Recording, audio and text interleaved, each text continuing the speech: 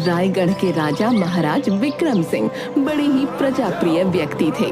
वो हमेशा अपने प्रजा का ध्यान एक पिता की तरह रखते थे और अक्सर अपने मंत्री के साथ भेष बदलकर अपनी प्रजा का हाल जानने निकल पड़ते थे। एक दिन महाराज मंत्री से, मंत्री जी, कई दिन हो गए हैं, हमने नगर यात्रा नहीं की। आज चलकर देखते हैं कि नगर के क्या हाल हैं और हमारी प्रजा कैसी है। वो सुखी है या दुखी है, उन्हें कोई तकलीफ तो नहीं है। जी महाराज, चलते हैं। दोनों अपना रंग रूप बदलकर महल से निकल पड़ते हैं।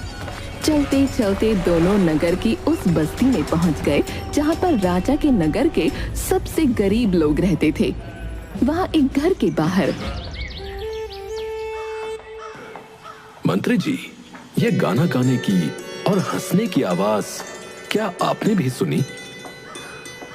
जी महाराज, ये आवाज तो इस घर के अंदर से ही आ रही है। चलिए उस खिड़की से घर के अंदर देखते हैं। दोनों घर की खिड़की से छुपकर अंदर की तरफ देखते हैं। वहाँ एक पति पत्नी भगवान की प्रार्थना कर रहे होते हैं। मंत्री जी, इन्हें देखकर तो लगता है कि ये काफी गरीब दंपत्ति हैं और उनके घर की दशा देखकर ये भी समझ आता है कि जीवन बड़ी मुश्किल से चल रहा है। फिर भी ये दोनों कितने प्रसन्न हैं।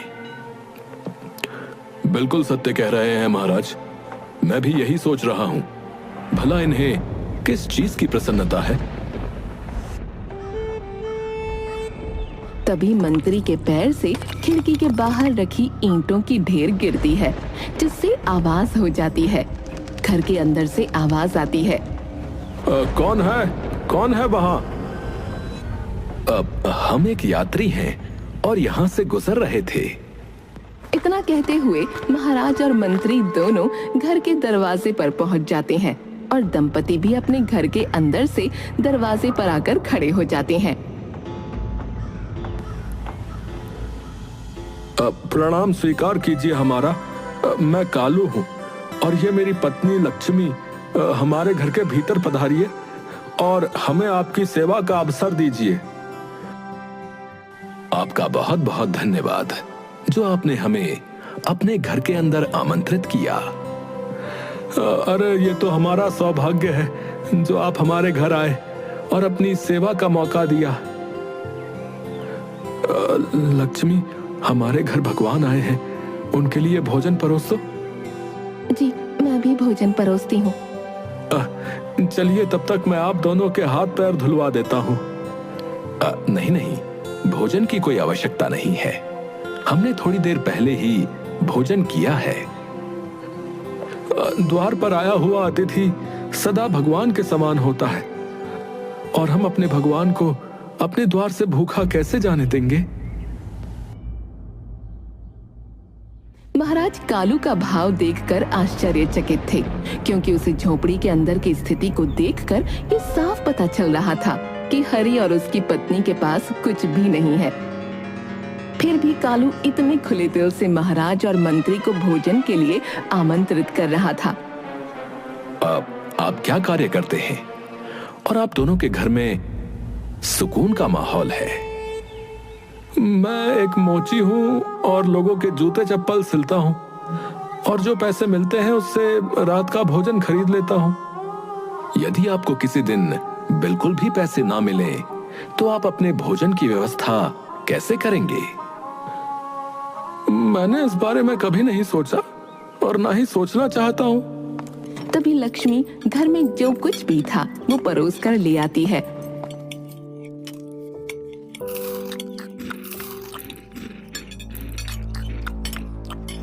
मैं ज्यादा पढ़ा लिखा तो नहीं हूँ, परंतु इतना अवश्य जानता हूँ कि यदि ईश्वर एक रास्ता बंद करता है तो कई दूसरे रास्ते हमारे लिए अवश्य खोल देता है और फिर सब कुछ वैसा ही होता है जैसा हमारे लिए सही होता है।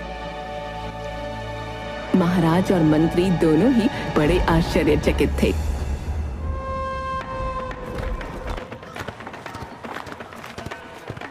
महाराज मंत्री से, मंत्री जी, मुझे इस व्यक्ति से मिलकर बड़ा अजीब लग रहा है। हाँ महाराज, मैं भी इसकी बातों को समझ नहीं पा रहा। यह व्यक्ति अवश्य झूठ बोल रहा है। इसके पास कोई छुपा हुआ धन है। धन का तो मुझे नहीं पता, परंतु उसके घर में एक अलग सा सुकून था, शांति थी, और उन दोनों के चेहरों को देखकर लग रहा था कि वो अपने जीवन से संतुष्ट हैं। जी जी महाराज, बड़ा ही अजीब व्यक्ति है ये। मैं इस व्यक्ति के ईश्वर के प्रति विश्वास की परीक्षा लेना चाहता हूं, परंतु इस बात का ध्यान रखिएगा, किसी तरह की कोई हानि नहीं होनी चाहिए। ठीक है महाराज, जैसा आपका आदेश। अगली सुबह महाराज राज्यसभा में मंत्री से, मंत्री जी, पूरे नगर में यह आदेश दे दिया जाए कि कोई भी व्यक्ति सड़क पर जूते और चप्पलों की मरम्मत नहीं कर सकता है। जो आदेश महाराज। थोड़ी देर में पूरे नगर में खबर फैल गई। ये कैसा आदेश दे दिया महाराज ने? यदि हमारे जैसे और भी लोग सड़क पर जूते और चप्पलों की मरम्मत नहीं करेंगे तो हमारा घर कैसे चलेगा? हमारी रोजी रोटी कैसे चलेगी? लक्ष्मी, धैर्य रखो और बिल्कुल भी फिक्र मत करो। हमारे जीवन में पहले भी तो समस्याएं आई हैं। क्या हमें उन समस्याओं का समाधान नहीं मिला है? बताओ। मिला है, परंतु इस बार तो ये समस्या बहुत बड़ी लगती है। बिल्कुल फिक्र मत करो, सब कुछ ठीक वैसा ही होगा जैसे सब कुछ होना चाहिए। कालू नगर में इधर उधर कुछ काम की तलाश करने लगा। तभी उसे प्यास लगी। उसने देखा कि एक आदमी चौराहे पर बैठा लोगों को मटके से पानी पिला रहा था और लोग उसे कुछ पैसे दे रहे थे। कालू उस व्यक्ति के पास जाकर, भाई, क्या मैं आपसे एक प्रश्न पूछ सकता हूँ? हाँ हाँ, जरूर पूछिए। क्या पूछना चाहते हैं आप? क्या पानी बेचकर भी पैसे कमाए जाते हैं? जरूर कमाए जाते हैं। देखिए, मैं आपके सामने जीता जागता उदाहरण हूँ। कालू तुरंत अपने घर वापस जाता है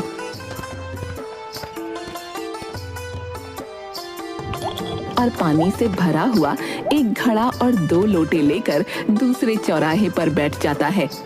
उसके पास भी लोग पानी पीने आने लगे और शाम होते होते उसके घड़े का पानी समाप्त हो जाता है और उसके पास भोजन खरीदने के लिए पैसे इकट्ठे हो जाते हैं। शाम को राजा और मंत्री फिर से कालू के घर आ जाते हैं। आइए मित्र, बहुत अच्छे समय पर आए हैं।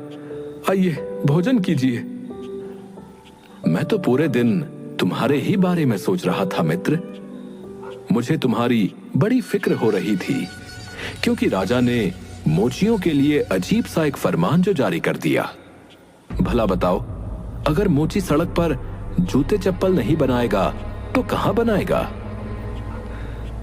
जरूर राजा ने कुछ अच्छा ही सोचकर ऐसा आदेश दिया होगा। मुझे तो लग रहा था कि तुम कहीं और चले गए होगे, क्योंकि अगर तुम जूते चप्पल नहीं सिल पाओगे तो क्या करोगे? भोजन कैसे खरीदोगे? मित्र, ऐसा बिल्कुल भी नहीं है। मुझे मेरे ईश्वर पर भरोसा है। उन्होंने मुझे आज भी भूखा नहीं रखा। आप भी हमारे साथ भोजन कीजिए। भोजन? परंतु कल तो तुमने कहा था कि तुम दिन में जो कमाते हो उन पैसों से शाम का भोजन खरीदते हो। मैंने आपसे सत्य कहा था। अब मैं पानी बेचता हूं और पानी बेचकर मुझे जो पैसा मिला उससे आज का भोजन खरीदा है।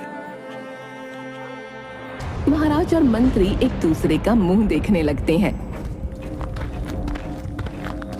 और भोजन करने बैठ जाते हैं। वैसे तो ये मेहनत का काम है और इस काम में पैसे भी कमा रहा हूं, परंतु कोई बात नहीं, मैं संतुष्ट हूं, क्योंकि इन पैसों से हमारी जरूरतें पूरी हो जाएंगी। भोजन के बाद महाराज और मंत्री वहां से बाहर निकलते हैं। मुझे लगता है कि ये परीक्षा पर्याप्त नहीं थी। मुझे कालू की कोई और परीक्षा लेनी होगी। जी जी महाराज। परंतु अब आप उसकी कौन सी परीक्षा लेंगे? ये आपको कल सुबह दरबार में पता चलेगा।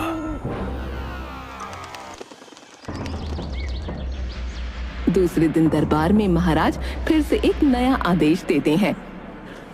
मंत्री जी, नगर में आदेश जारी करवा दिया जाए कि कोई भी व्यक्ति सड़क पर या चौराहे पर बैठकर पानी नहीं बेचेगा, क्योंकि पानी बेचना उचित नहीं है। उसके लिए मूल्य लेना गलत है। जी जी महाराज, जैसी आपकी आज्ञा। थोड़ी देर में पूरे नगर में खबर फैल गई। खबर सुनकर लक्ष्मी बोली, ये तो बड़ा ही अनर्थ हो गया, अब हम क्या करेंगे? कोई बात नहीं, तुम बिल्कुल फिक्र मत करो। अब मैं जूते तो नहीं सिल सकता, पानी भी नहीं बेच सकता, तो भी कुछ ना कुछ ईश्वर ने हमारे लिए जरूर सोच रखा होगा। तभी कालू की नजर एक लकड़हारे पर गई। वो उसके पास जाता है। भाई, यदि आप मुझे मेरे प्रश्न का उत्तर दें तो बड़ी कृपा होगी। हाँ, पूछो पूछो, क्या प्रश्न पूछना चाहते हो?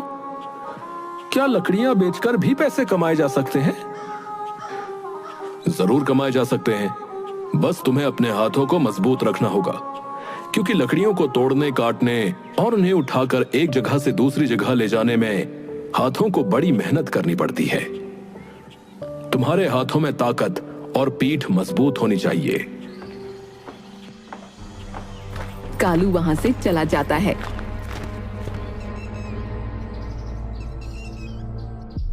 और रात के वक्त राजा और मंत्री फिर से कालू के घर पहुंच जाते हैं। कालू, तुम कैसे हो? मैंने आज फिर से राजा का एक नया फरमान सुना और फिर से मुझे तुम्हारी फिक्र हुई। अब तुम क्या करोगे? मुझे कोई फिक्र नहीं है, मैं पहले की तरह ही संतुष्ट हूं। संतुष्ट हो? मैं समझा नहीं। तुम्हारे भोजन की व्यवस्था कैसे होगी? तुमने तो अपने भविष्य के लिए कुछ भी नहीं जोड़ रखा है। मैंने एक नया व्यवसाय शुरू किया है। नया व्यवसाय? कैसा नया व्यवसाय? मैंने लकड़ियां काटकर बेचना शुरू किया है और उसमें मुझे अच्छा पैसा मिल रहा है। काफी कुछ बदल गया है जीवन में, परंतु सब कुछ ठीक है। मैंने दिन भर लकड़ी काट कर इकट्ठा करके शाम को बाजार में बेच दिया और जो पैसा मिला उससे चावल और खाने की अन्य सामग्री ले आया। राजा को बड़ा आश्चर्य हुआ और वो बिना भोजन किए ही कालू से विदा लेकर निकल जाते हैं। महाराज मंत्री से, मंत्री जी, बड़े आश्चर्य की बात है, कालू इस परीक्षा से भी बाहर निकल गया। मुझे लगता है अब मुझे कोई और परीक्षा लेनी होगी। महाराज, अब आप उस गरीब मोची को उसके हाल पर छोड़ दीजिए। ऐसे कैसे? मुझे पता करना ही होगा, और यदि वो जो कुछ कहता है या जो कुछ हमें दिखता है बस वो सत्य है, तो ये हमारे लिए बहुत ही काम की चीज है। हमें इसके बारे में अवश्य पता होना चाहिए। अगले दिन महाराज ने एक नई घोषणा कर दी। सभी लकड़हारों को राज्य के रक्षक दल में शामिल किया जाएगा। अब कालू राजा के महल के बाहर हाथ में तलवार लेकर पहरा दे रहा था। कुछ समय बाद कालू अपने दल के प्रमुख के पास जाता है। सरकार, हमें दिहाड़ी कब मिलेगी? आपको वेतन माह के अंत में मिलेगा। यहाँ आपको रोज की दिहाड़ी नहीं मिलेगी। कालू के साथ वहाँ अन्य लकड़हारे भी थे। अरे ये तो बड़ा अनर्थ हो जाएगा। हम पूरे माह क्या करेंगे? अपने परिवार को कैसे संभालेंगे? दल के प्रमुख ने कोई उत्तर नहीं दिया और वहाँ से चला गया। कालू शाम को बिना सामान लिए घर पहुँचता है और लक्ष्मी को सारी बात बताता है। अब हम क्या खाएंगे? हमारे पास तो रात के लिए एक दाना भी नहीं है और ना ही पैसे हैं। हम क्या करेंगे जी? कालू कुछ समय मौन रहता है और अगले ही पल कालू लक्ष्मी से बोला, तुम फिक्र मत करो, मैं अभी पैसों का इंतजाम करके वापस आता हूँ। कालू अपनी चांदी की तलवार एक सुनार के यहाँ बेच देता है और पैसों से 1 माह के लिए भोजन पकाने का सामान लेकर वापस आता है। लक्ष्मी, ये 1 माह के लिए भोजन की सामग्री है। अब जब 1 माह बाद वेतन मिलेगा तब हम उस वेतन से अगले माह के लिए भोजन का इंतजाम कर लेंगे। लक्ष्मी खुशी खुशी भोजन पकाने लगती है और दूसरी तरफ कालू लकड़ी से एक सुंदर और हूबहू वैसी ही तलवार बनाने बैठ जाता है जैसी उसने बेची थी। तभी राजा फिर से आता है और उस समय कालू खुशी से गाना गा रहा था। क्या बात है मित्र, आज तो तुम ज्यादा ही खुश लग रहे हो, जबकि मुझे तो लगा था कि तुम बहुत परेशान होगे, क्योंकि मैंने राजा का नया आदेश सुना और जहां तक मैं जानता हूं राजमहल में काम करने वाले लोगों को माह में 1 बार वेतन मिलता है। अब तुम 1 माह तक क्या करोगे, कैसे भोजन करोगे? मित्र, मैंने चांदी की तलवार बेचकर एक लकड़ी की तलवार बना ली। अब भी सब कुछ वैसा ही है जैसा होना चाहिए। सब कुछ ठीक है और आपका बहुत बहुत धन्यवाद जो आप मेरी इतनी फिक्र करते हैं। राजा और मंत्री कालू से विदा लेकर महल वापस आ जाते हैं। राजा मंत्री से, मुझे अभी भी इस व्यक्ति के ईश्वर पर अटूट विश्वास पर संदेह हो रहा है। कल मुझे इसकी एक और परीक्षा लेनी होगी। दूसरे दिन महाराज कालू के प्रमुख को आदेश देते हैं कि वो हरी से गर्दन काटने को बोले। कालू का प्रमुख कालू से, तुम अपनी तलवार लेकर चलो, तुम्हें आज से शाही जल्लाद बना दिया गया है और महाराज ने एक चोर को मृत्यु की सजा सुनाई है। तुम्हें अपनी तलवार से उसकी गर्दन को अलग करना होगा। मैंने कभी किसी का सर नहीं काटा और मैं ये करना भी नहीं चाहता हूँ। क्या इस कार्य से बचने का कोई विकल्प नहीं है? नहीं, ये महाराज का आदेश है और उनके आदेश का पालन तुम्हें अवश्य करना होगा। प्रमुख कालू को नगर में चौक पर ले गया, जहां पहले से काफी लोगों की भीड़ जमा थी और एक व्यक्ति रस्सी से बंधा हुआ खड़ा था। कालू अपने प्रमुख से बोला, यदि आपका आदेश हो तो क्या मैं ईश्वर से प्रार्थना कर लूं? कर लो, परंतु जल्दी करना। कालू ने आंखें बंद करके बहुत देर तक प्रार्थना की। तभी कालू के प्रमुख के चिल्लाने की आवाज आई, बस बहुत हो गई तुम्हारी प्रार्थना, अब इस चोर का सिर काट दो, इसकी मृत्यु का समय आ गया है। हे प्रभु, हे भगवान, मेरी मदद कीजिए, जो सही हो वही कीजिएगा। यदि ये सच में गुनाहगार है तो मेरी तलवार की धार पूरे राज्य में सबसे तेज हो जाए, और यदि ये बेगुनाह है तो मेरी तलवार की धार एक लकड़ी की तलवार की धार जैसी हो जाए। कहते हुए उसने अपनी लकड़ी की तलवार निकाली और आसमान में ऊंचा उठाते हुए गर्दन काटने ही वाला था। तभी भीड़ में से महाराज बाहर आए। रुक जाओ, आज यहाँ किसी की गर्दन नहीं कटेगी। महाराज हंस रहे थे क्योंकि वहाँ सच में कोई चोर था ही नहीं। वो तो महाराज का ही एक सेवक था जिसके हाथ बांधकर वहाँ खड़ा किया गया था। कालू ने महाराज को पहचान लिया। अरे, आप तो वही यात्री हैं, मतलब आप यात्री नहीं एक राजा हैं। और तुम एक समझदार और ईश्वर में विश्वास रखने वाले व्यक्ति हो। आज से हम तुम्हें अपना शाही सलाहकार नियुक्त करते हैं। महाराज, मैं एक गरीब मोची हूँ और वो भी पढ़ा लिखा नहीं हूँ। मैं आपको क्या सलाह दूंगा, आप मुझे सलाहकार बना रहे हैं। मैंने तुम्हारे बारे में बहुत सोचा, तुम्हारी हर तरीके से परीक्षा ली, परंतु तुम एक बुद्धिमान मोची, एक आभारी जलवाहक, एक धन्य लकड़हारे, एक विनम्र शाही रक्षक और एक ऐसे जल्लाद हो जो किसी बेगुनाह पर अपनी तलवार नहीं उठाएगा। और ऐसे इंसान की सलाह जब मुझे मिलेगी तो मुझे पूरा यकीन है कि सब कुछ बदलेगा और सही होगा। जो सही होना चाहिए वही होगा। इस तरह से कालू महाराज के द्वारा दी गई सभी परीक्षाओं को पास कर एक अच्छा सलाहकार बन जाता है और सदा अपने ईश्वर के प्रति आस्था को बनाए रखते हुए महाराज को नेक सलाह देता है।